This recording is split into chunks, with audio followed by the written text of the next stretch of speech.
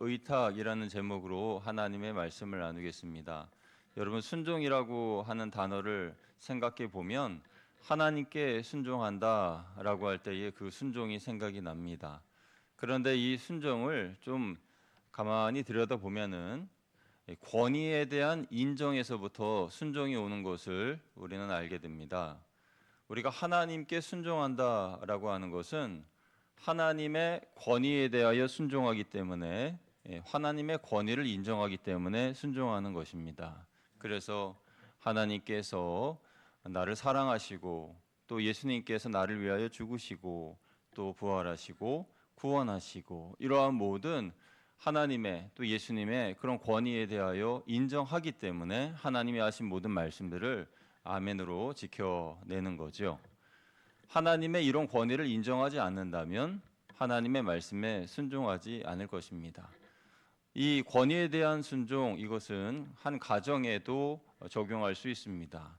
예를 들어서 자녀들이 부모님에게 순종한다고 할 때에 보통은 그 가정의 부모님들의 권위, 그러니까 부모님을 존경하고 또 부모님을 사랑하고 그동안 나를 키워주시고 또 위하여 헌신하신 그 모든 과정들에 감사하는 마음으로 부모님께 존경하고 순종하는 것입니다.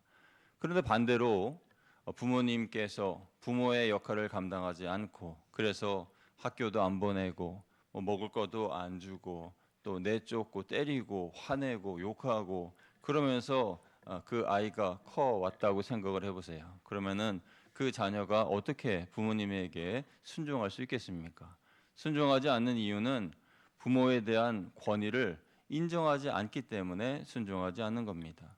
그런데 역시 반대로 생각해서 그 자녀를 위하여 헌신하고 또 좋은 옷과 또 좋은 선생님을 소개시켜주고 또 과외도 시켜주고 학원도 보내주고 좋은 학교도 보내고 그렇게 헌신하면서 기도하고 사랑해주고 모든 것을 다 쏟으신 그 부모님인데도 불구하고 불량아로 부모님을 배신했다. 또 가출하고 또 부모님을 욕하고 욕되게 하고 그런 행동을 했다. 그러면은 누가 지탄을 받겠습니까? 부모가 아닌 그 폐륜적인 행동을 보이는 그 자녀들에게 사회적인 지탄이 향하겠죠. 오늘 우리가 읽은 이 예수님의 두 아들의 비유는 권위에 대한 순종을 가르쳐 주시는 예수님의 말씀입니다.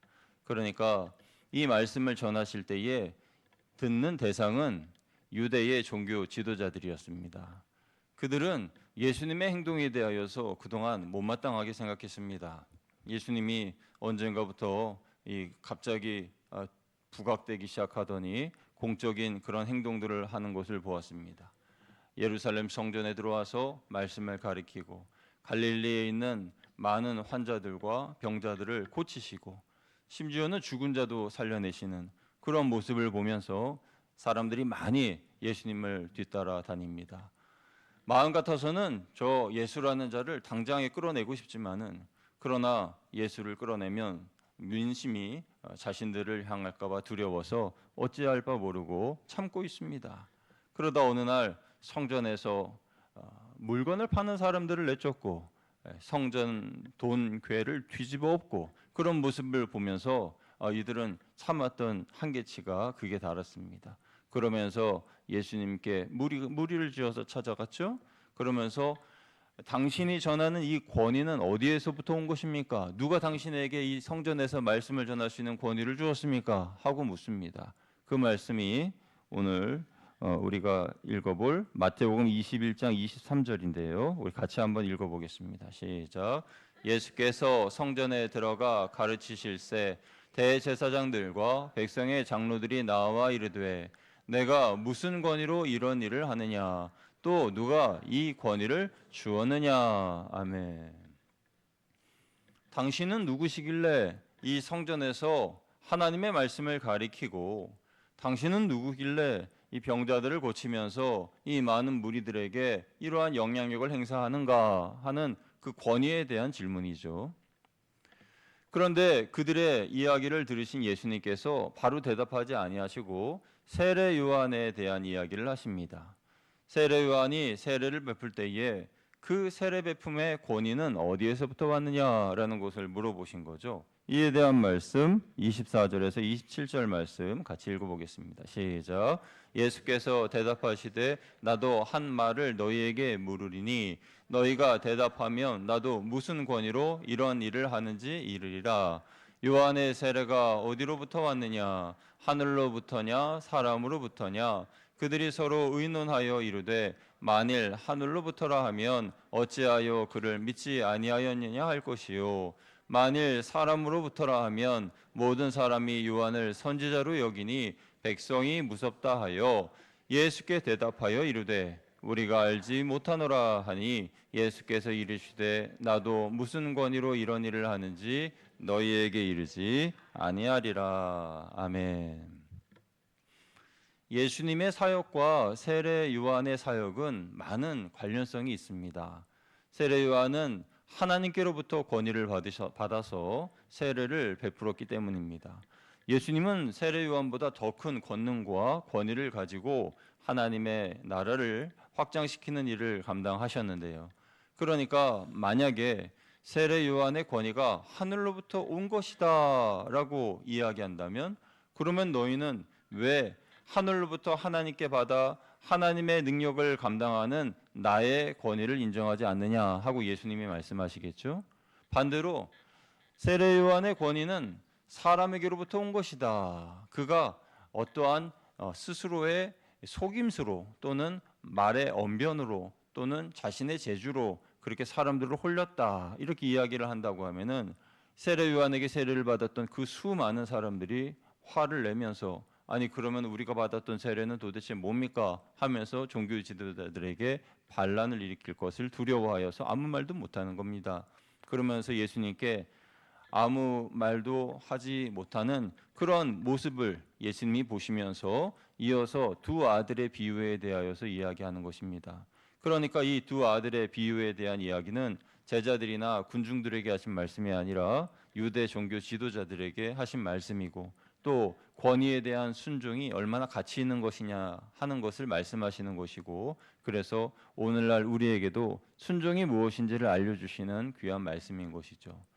두 아들의 비유의 내용은 이렇습니다. 한 아버지가 포도원에 일하러 가라고 두 아들에게 이야기를 합니다. 첫째 아들에게 포도원에 가서 네가 일 좀 했으면 좋겠다라고 아버지가 말씀을 하시니까 그러니까 그 첫째 아들이 네 아버지 하고 대답은 했는데 대답만 하고 가지는 않았어요. 두 번째로 둘째 아들에게 가서 너도 포도원에 가서 일 좀 하면 좋겠다라고 얘기했는데 싫어요 라고 대답을 하고 혼자 생각해 보니까 아버지께서 말씀하셨는데 내가 이렇게 이야기하면 안 되겠다라고 하며 회개하고 다시 포도원으로 갔습니다. 그래서 이 둘 중에 누가 아버지의 뜻대로 하였느냐라고 예수님께서 물으신 거예요. 그러니까 이 말에 대하여서 사람들은 생각했을 겁니다. 혹시 이 첫째 아들을 우리를 두고 이야기하시는 건가 하는 생각을 했겠죠. 그러면서 그들은 약간 마음에 뜨끔하는 그런 생각을 하게 되었을 겁니다. 여러분 이에 대한 말씀 마태복음 21장 31절 우리 같이 한번 읽어보겠습니다. 시작. 그 둘 중에 누가 아버지의 뜻대로 하였느냐 이르되 둘째 아들이니이다. 예수께서 그들에게 이르시되 내가 진실로 너희에게 이르노니 세리들과 창녀들이 너희보다 먼저 하나님의 나라에 들어가리라. 아멘. 이 유대 종교 지도자들은 하나님의 말씀에 관심이 없는 사람들이었습니다. 하나님의 말씀을 따라 사는 사람들인데 대답은 잘하고 말은 그냥 성산유수처럼 말은 잘하지만은 그러나 실천하지 않는 사람들이었어요. 순종하지 않는 사람들이었습니다. 그러니까 누가 아버지의 뜻대로 하였느냐? 첫째 아들이냐 둘째 아들이냐? 이렇게 물어보셨을 때에 그들은 양심의 가책을 느꼈을 겁니다. 그러면서 자신들이 첫째 아들과 같다라고 생각하면서 자신들이 그렇게 조롱하고 비난하던 이 세리들과 창녀들은 둘째 아들과 같아서 그들은 천국의 너희보다 먼저 들어갈 것이다 라고 하는 이 말씀에도 마음이 양심의 가책이 생겨나고 또 화가 나고 그랬겠지요. 그러면서 이들 중에 누가 더 낫느냐라고 이 이야기를 하였을 때에 그들은 당연히 둘째입니다라고 대답을 했습니다. 그런데 여러분, 이 말씀을 읽는 우리들에게도 주님은 말씀하십니다. 누가 아버지의 뜻대로 행하였느냐? 이 질문에 대하여서 우리도 당연히 네, 둘째입니다라고 대답을 하겠죠. 그런데 예수님께서 말씀하시는 원래의 교훈하시고자 하는 말씀은요, 누가 더 낫느냐라는 그런 것이 아니라 하나님께서, 아버지께서 기뻐하실 믿음, 기뻐하실 순종은 무엇이냐라는 것을 물어보고자 하시는 겁니다.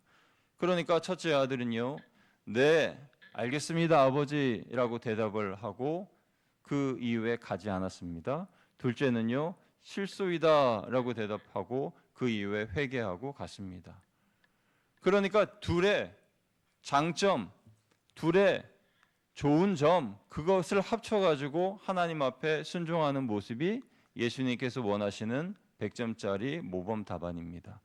그러니까 아버지께서 포도원에 가서 일하라 라고 얘기하셨을 때에 예 아버지라고 첫째 아들처럼 대답하고, 그리고 돌이키거나 회개할 필요 없이 그대로 바로 포도원으로 가는 그러한 아들이 필요한 것입니다. 그러니까 어떤 모습입니까? 자원하는 심령으로 순종하는 것입니다. 또 아버지의 마음을 미리 헤아려서 아버지께서 말씀하시기 전에 먼저 포도원에 가서 일하는 그런 아들인 것입니다. 아버지께서 포도원에 가서 일하라 라고 했을 때는 그 포도원에 열매가 다 익어서 그 포도를 거둘 사람이 없기 때문에 보내신 것 아니겠어요? 그럼 이 아들들이 그것을 미리 보고 포도원에 열매가 다 익었구나, 우리가 가서 이 포도원의 열매를 따자, 이렇게 얘기하면서 아버지 저희 포도원에 가서 일하고 오겠습니다. 그러면 아버지께서 그래, 어떻게 내 마음을 그렇게 잘 알았니? 그래, 가라, 가서 일하고 와라, 이렇게 이야기하시지 않겠습니까? 여기까지 우리가 순종에 대한 개념을 생각해 보아야 되는 거예요. 꼭 아버지가 말씀하셔야만 그 말씀을 듣고 예 알겠습니다 하고 안 가든지, 아니면 실소이다 하고 회개하고 가든지가 아니라 그 말씀하시기 전에 아버지의 마음을 알고 그 일을 할 수 있는 사람, 그런 적극적인 순종의 사람이 필요하다라고 말씀하시는 겁니다. 첫째 아들과 둘째 아들의 장점을 합친 모습으로 순종하라는 것입니다. 자원하여 순종하는 모습, 아버지의 마음을 먼저 헤아리고 아버지의 뜻대로 하는 그런 행동, 적극적인 순종의 모습, 그 모습이 우리에게도 필요하다라는 것입니다. 어쩌면 이 비유의 말씀은 예수님 자신에게 하신 말씀일 수도 있습니다.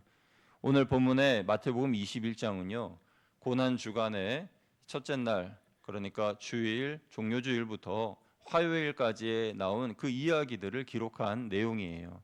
예수님께서 나귀 새끼를 타고 예루살렘 성에 입성하신 후에 처음으로 하신 것은 성전을 정화하신 것입니다. 하나님의 기도하는 집이 욕심과 탐욕으로 가득한 사람들로 인해서 더럽혀졌기에 물건을 뒤집어 엎으시고 돈괴를 엎으시고, 그러면서 그 성전이 하나님의 기도하는 집임을 선포하셨죠.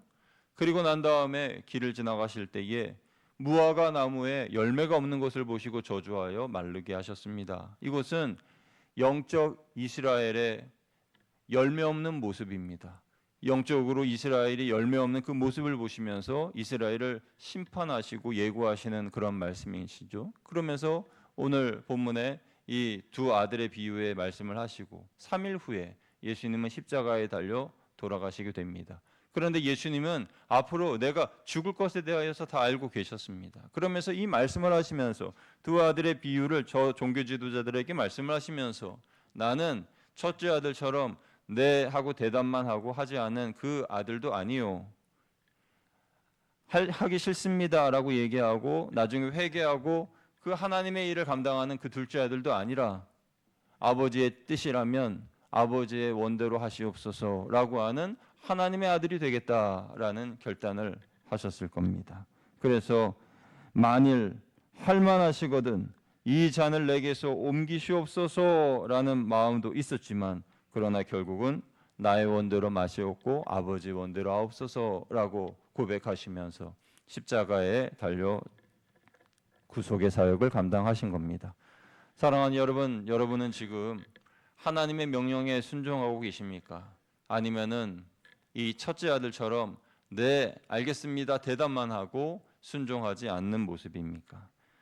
예수님이 두 아들의 비유의 말씀을 우리에게 들려주신 이유는 우리도 하나님의 권위에 순종하고 응답하게 하시기 위해서입니다. 하나님의 백성은 하나님의 말씀과 하나님의 뜻대로 행하는 사람들입니다. 그 명령에 순종하는 사람입니다. 그래야 하나님의 백성인 것이죠. 권위에 대한 순종은 우리의 일상의 영역과 신앙의 영역에 매우 깊이 자리 잡고 있습니다. 여러분이 예수님의 권위를 인정한다면 예수님의 말씀을 순종할 것입니다.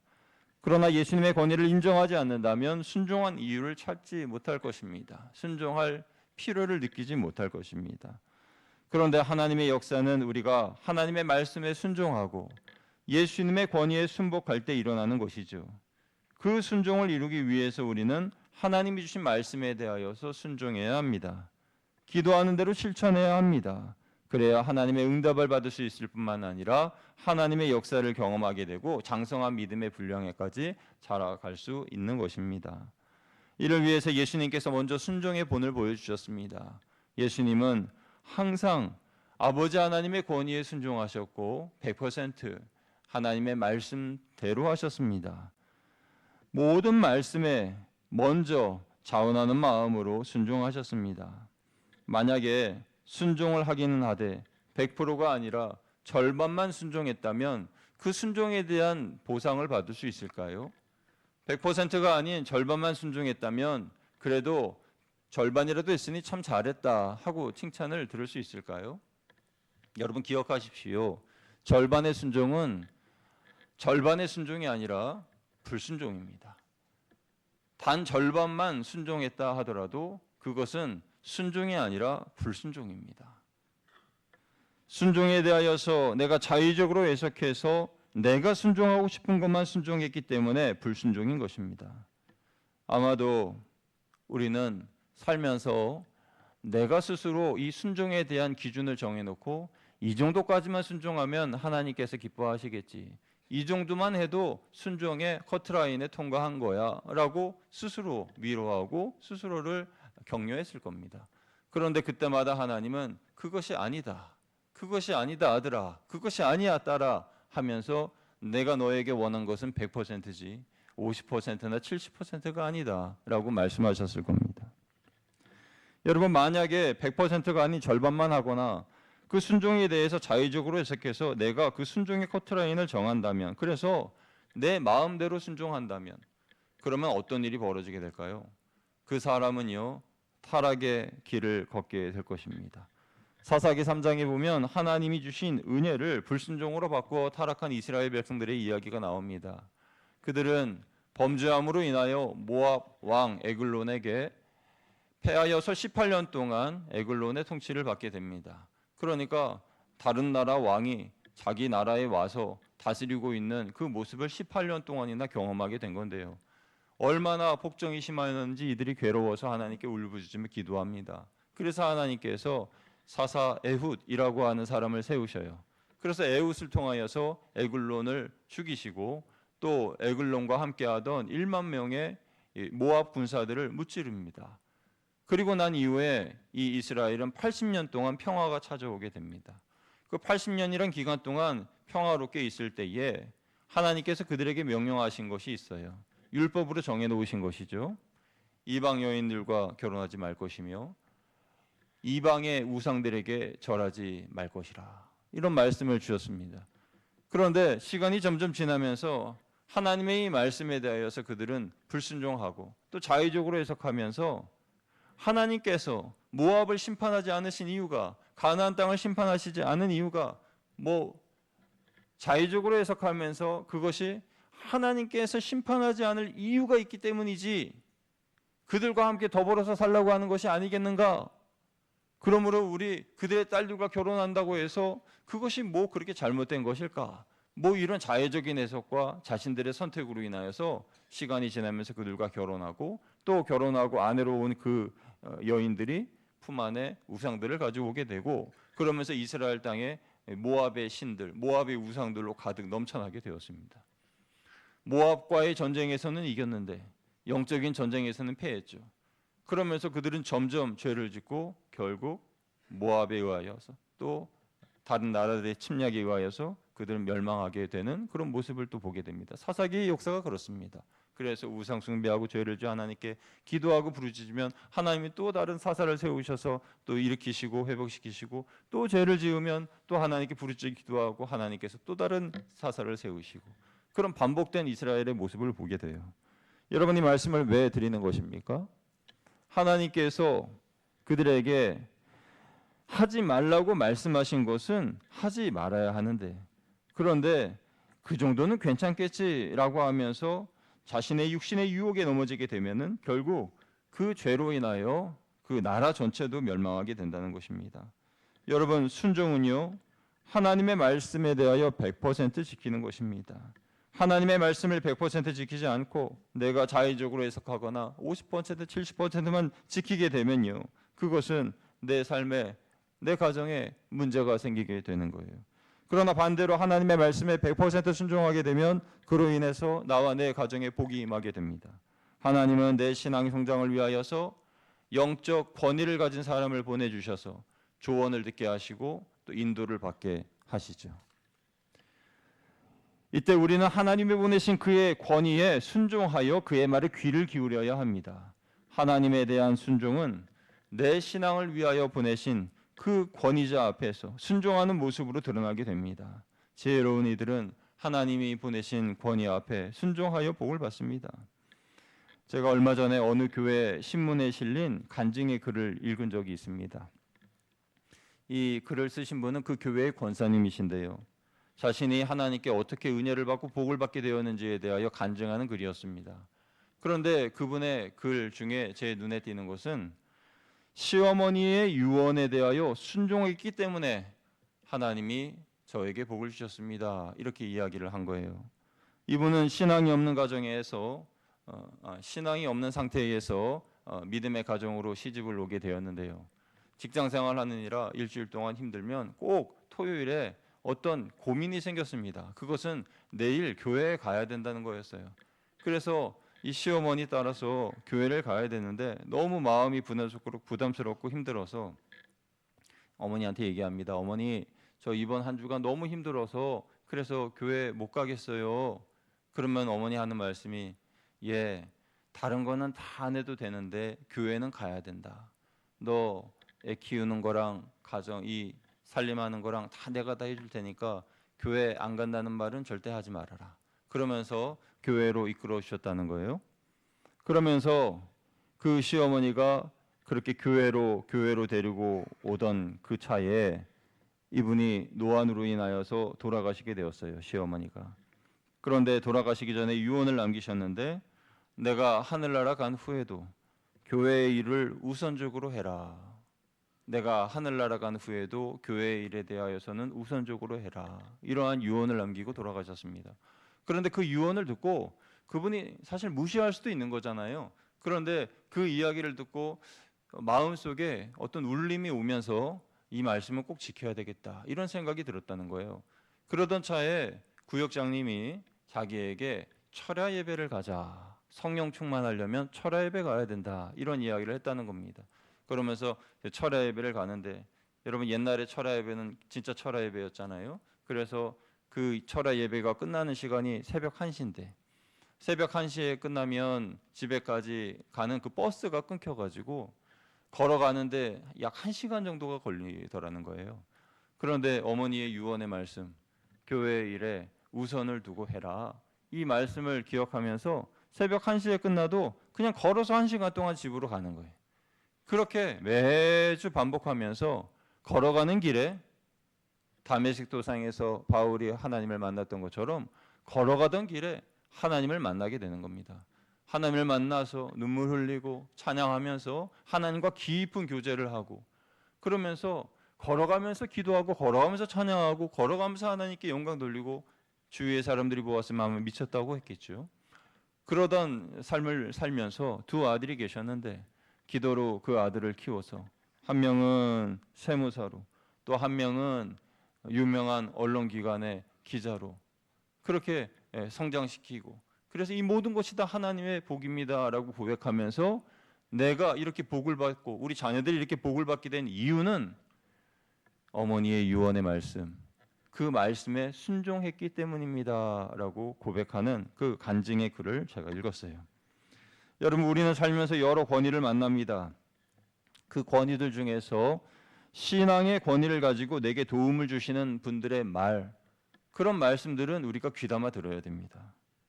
방금 말씀드린 이 권사님은 시어머니의 유언의 말씀을 무시하지 않고 하나님이 내게 주신 말씀처럼 그렇게 받았기 때문에 하나님의 복이 자기에게 임하게 된 거예요. 물론 하나님께서 조언을 위하여서 보내주신 그 권위자가 하나님은 아닙니다. 그래서 그 사람에게 순종하라는 것은 아니에요. 그러나 그 사람이 하나님이 내게 주신 분이 맞다면 그러면 그가 하는 말에 대해서 마음속에 새기고 귀담아 들어야 한다는 거예요. 성경에도 이와 같은 이야기가 있습니다. 열왕기하 11장을 보면 남유다의 요아스라고 하는 왕이 있는데 이 왕은 참 고생을 많이 한 왕입니다. 아버지가 돌아가시고 1살 때에 죽을 위협을 당했어요. 아달랴라고 하는 친인척간으로 계산하면 할머니 뻘인데 아달랴가 정권에 눈이 멀어서 모든 왕자들을 다 죽입니다. 그리고 권력을 가질 만한 사람들을 다 죽여요. 그러면서 이 요아스도 죽이려고 하는 거예요. 그러니까 이 요아스의 고모부인 여호야다가 이 요아스를 숨겨줍니다. 성전에 숨겨줬는데 6년 동안 숨겨줬어요. 그러면서 6년 동안 성전 안에서 몰래 먹여주고 입혀주고, 그러다 이 요아스가 7세가 되었을 때에 그를 기름 부어서 왕으로 세웁니다. 그리고 아달랴를 척결하죠. 그리고 왕이 됐어요. 이렇게 이 요아스는 어린 나이에 왕이 되었지만 고모부 여호야다 제사장의 말씀을 잘 들었습니다. 그래서 하나님의 말씀을 귀담아 듣고 조언을 듣고 그러면서 성전을 보수하고 우상들을 척결하고 그렇게 선정을 베풀었어요. 그러다가 여호야다 제사장이 죽었습니다. 여호야다가 죽으니까 이 요아스 왕은 완전히 사람이 바뀌게 된 거예요. 이 아세라 묵상을 섬기고 바알을 섬기고 그리고 이스라엘 땅에 그런 모든 우상들을 허락하고, 그런데요 자신에게 신앙적으로 조언해주는 여호야다가 사라지고 난 다음에 그는 자기 마음대로 그렇게 살다가 큰 저주를 당하게 됩니다. 아람의 공격을 받아서 조공을 바치는 그런 신세로 전락했고요. 그리고 마지막에는 자기의 침상에서 신하들에게 살해당하는 그러한 비참한 최후를 맞이하게 되죠. 여러분, 이 요아스의 이런 모습을 보면서 우리는 어떤 생각을 할 수 있습니까? 신앙적인 조언을 해주는 사람이 있느냐 없느냐, 신앙적으로 나에게 이 영적인 말을 해주는 그런 권위 있는 사람이 내게 있느냐 없느냐에 따라서 나의 인생의 성공의 유무가 달라질 수가 있다는 것이고 내 삶의 종말의 모습이 이렇게 달라질 수가 있다라는 것입니다. 그러므로 우리는 우리 주변에 있는 영적 권위자들에게 감사하는 마음을 가지고 그의 말에 귀를 기울여야 됩니다. 예수님은 하나님과 동등한 분이셨지만 성부 하나님의 말씀에 100% 순종하셨습니다. 하나님의 말씀에 대한 순종을 절반만 했다고 절반만 칭찬받을 수는 없는 것입니다. 기대할 수 없는 것이죠. 또한 순종을 자의적으로 해석해서도 안 됩니다. 순종의 기준을 내가 정해서도 안 됩니다. 예수님처럼 모든 하나님의 말씀에 대하여 순종할 수 있는 사람이 되어야 됩니다. 그러면 예수님은 어떻게 하나님의 모든 말씀에 대하여 100% 순종하실 수가 있었을까? 그것은 하나님을 100% 의지하였기 때문입니다. 100% 하나님에 대한 전적인 의탁이 있었기 때문에 가능한 것이죠. 우리가 하나님의 명령에 순종하느냐 순종하지 않느냐, 이것은요 내가 하나님을 전적으로 믿고 있느냐 믿지 않느냐에 따라 달라지는 것입니다. 순종을 잘 하지 못하는 이유는요 순종 이후에 일어날 일들에 대하여서 걱정스럽기 때문입니다. 내가 하나님의 이 말씀에 대하여 순종하면 그러면 그 다음에 내가 어떻게 될까 걱정스럽죠. 그 걱정까지도 하나님께 맡겨야 합니다. 그래야 하나님께서 말씀하신 순종을 할 수 있는 것입니다. 미래에 일어날 일들에 대하여 염려하지 말고 하나님께 감사함으로 맡겨야 되는 것이죠. 잠언 16장 3절에서는 이렇게 말씀했습니다. 우리 같이 읽어볼까요? 시작. 너의 행사를 여호와께 맡기라. 그리하면 내가 경영하는 것이 이루어지리라. 아멘. 여기서 맡기라라는 단어는요 히브리어로 갈랄이라는 뜻인데요, 이 뜻은 굴리다라는 뜻이에요. 굴리다. 그러니까 너의 행사를 여호와께 맡기라, 이 말은 너의 행사를 여호와께 굴려라, 이런 말이겠죠, 직역하면은. 그런데 의역하면은 너의 마음의 근심과 걱정, 염려, 그리고 너의 앞으로의 계획과 고민 등등 그런 것들을 다 하나님께 굴려버려라. 그리고 너는 자유로운 마음, 편안한 마음, 그런 마음을 취하여 살아라, 이런 뜻이 될 거예요. 하나님의 말씀에 순종하는 사람은 여호와께 나의 모든 문제를 굴려버릴 뿐만 아니라 더 이상 근심하지 않는 사람입니다. 하나님께 나의 문제를 굴려버렸다면은 나는 더 이상 내 문제에 관여할 수 없습니다. 왜냐하면 그 문제는 이미 내 손을 떠났기 때문입니다. 그래서 맡기는 것, 이것이 중요합니다. 하나님께 맡긴 후에 우리는 순종하는 사람들의 미래를 하나님이 책임져 주신다는 것을 믿고 염려하지 않는 것입니다. 우리는 사실 입으로는 잘 맡긴다고 하지만 행동으로는 하나님께 맡기지 않는 것 같습니다. 맡기고 돌아올 때에 항상 그 짐을 다시 짊어지고 돌아오는 경우가 많기 때문이죠. 그래서 우리는 하나님의 말씀에 잘 순종하기 위해 잘 맡기는 훈련을 해야 되는데요. 잘 맡기는 훈련은 특별히 어려운 것 아닙니다. 항상 여러분 어떤 문제가 생기거나 어떤 일을 시작하려고 하거나 할 때에 주님 어떻게 할까요? 라는 이 말을 늘 입에 달고 다니시는 여러분 되시길 축복합니다. 한번 저를 따라해 보시겠어요? 주님 어떻게 할까요? 한 번 더요. 주님 어떻게 할까요? 이런 고백이 늘 있어야 됩니다. 어떤 일을 할 때, 사업을 시작하려고 할 때 주님 어떻게 할까요? 누군가 위로가 필요할 때 주님 어떻게 할까요? 어떤 고민이 생겼을 때 주님 어떻게 할까요? 내가 먼저 그것을 하기 전에 주님 어떻게 할까요? 하고 먼저 내 입술로 하나님께 고백을 하는 거예요. 이렇게 주님 어떻게 할까요? 하고 지금 하고 계신 분들은 여러분도 모르는 사이에 맡기는 훈련을 하고 계시는 겁니다. 그렇게 내가 주님께 맡기는 훈련을 하고 자꾸 하나님께 의탁하는 그런 기도를 드리면서 살면, 그러면 하나님이 더 큰 순종도 맡겨주시는 거예요. 지금의 문제를 하나님께 맡김으로 그 순종의 횟수가 늘어가므로 하나님께 전적으로 의탁하는 시간도 많아지기 때문에 우리는 점점 더 믿음이 강해지는 겁니다. 여러분, 믿음이라는 것은요, 순종과 의탁이 쌓여가면 쌓여갈수록 더 믿음이 커지는 겁니다.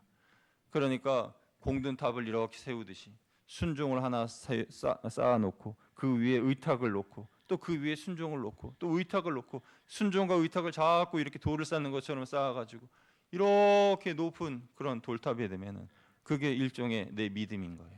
내가 얼마나 더 많이 순종했고 얼마나 많이 하나님께 의탁했느냐, 그것을 통하여서 내 믿음의 분량을 볼 수 있는 겁니다. 돌 하나만 올려놨다? 그러면 그 돌 하나짜리가 내 믿음인 거예요. 돌 한 10개 올려놨다? 순종을 하는 돌을 한 10개 올려놨다? 그 위에 의탁 한 2-3개 올려놨다? 그게 내 믿음인 거예요. 그러나 내가 일평생 살면서 많은 순종과 의탁을 올려놓고 쌓아놓고 그랬다면 그것이 바로 내 믿음인 겁니다. 높은 산처럼 하나님을 향한 순종과 의탁의 그러한 믿음의 탑이 여러분들의 것이 되기를 주님의 이름으로 축복합니다. 그래서 주님께 물어보는 거죠. 주님 어떻게 할까요? 그럼 주님 말씀하시겠죠. 여러분, 어떤 분들은요, 순종하면 대가를 지불해야 하지 않습니까? 이렇게 말을 합니다. 네, 맞습니다. 순종에는 대가가 당연히 따라옵니다. 그런데요, 그것도 곰곰이 생각해 보면 걱정하실 것 하나 없어요. 내 1순위를 2순위로 내려놓는 것인데, 그런데 2순위를 버리거나 포기하라는 뜻은 아닙니다. 예를 들어서 하나님보다 가족을 더 사랑하는 마음이 강하신 분, 그러면은 하나님께서 말씀하시겠죠. 너의 가족보다 나를 더 사랑해라 라고 하나님 말씀하실 때 그 말씀에 대한 순종은 하나님을 1순위로 두고 가족에 대한 마음을 2순위로 내려놓는 거예요. 그러면요, 하나님께서 그 가족을 버리라고 말씀하시나요? 하나님께서 그 가족을 포기하라고 말씀하셨습니까? 아니죠. 그 가족이 2순위가 되었을 뿐 온전히 하나님께 1순위로 하나님만 사랑하는 마음을 드리고 그리고 그 가족들을 사랑하면 되는 거예요. 그러니까 이 영적인 질서가 바로 세워지게 되면은 더 내 마음이 자유롭게 되고 하나님께서 더 많이 은혜를 주시니까 더 행복한 삶을 살 수밖에 없는 것이죠. 하나님의 말씀에 순종하려면 이러한 1순위와 2순위가 잘 정해져 있어야 됩니다. 하나님을 나의 1순위로 두고 2순위인 가족을 온전히 하나님께 맡기는 것이죠. 하나님을 1순위에 두고 나의 직장, 그것을 1순위에 두고 하나님께 맡기는 겁니다. 하나님을 1순위에 두고 내가 사랑하는 사람을 2순위에 두는 겁니다. 하나님을 1순위에 두고 나의 물질을 2순위에 두는 겁니다. 하나님께서 그 2순위를 버리고 포기하고 불태워버리고 사라지게 하라고 말씀하지 않으셨어요. 온전히 영적인 질서가 바르게 세워지면 하나님께서 그 2순위를 통하여서 영광 받으실 겁니다. 하나님께 전적으로 의탁하면서 믿음으로 살면 하나님께 주시는 더 큰 순종도 감당할 수 있습니다. 저와 여러분에게 허락하신 이 순종의 크기가 시간이 갈수록 더 커지고 더 큰 믿음으로 하나님께 영광 돌리며 이번 한 주간도 우리의 의탁과 순종이 그 의탁과 순종의 탑이 더 높이 쌓여져 가는 그런 은혜가 있게 되시기를 주님의 이름으로 축복합니다. 함께 기도하겠습니다. 하나님 아버지, 하나님을 전적으로 의탁하며 사는 사람들은 하나님께서 주시는 더 큰 순종도 감당할 수 있고 그 큰 순종을 감당하는 사람에겐 하나님께서 금생과 내생의 큰 축복을 주시고 또 삶에서 영적인 질서가 바로 세워져서 참된 자유를 누리며 살아갈 수 있는 줄로 믿습니다. 하나님, 우리에게 말씀하시는 바가 무엇입니까? 우리 교회에 말씀하시는 바가 무엇입니까? 그것을 우리가 순종하며 감당하게 하여 주시고 항상 살면서 주님 어떻게 할까요? 고백하며 하나님의 뜻대로 살아가는 우리 모두 될 수 있도록 인도하여 주옵소서. 우리 주 예수 그리스도의 이름으로 감사하며 기도드리옵나이다. 아멘.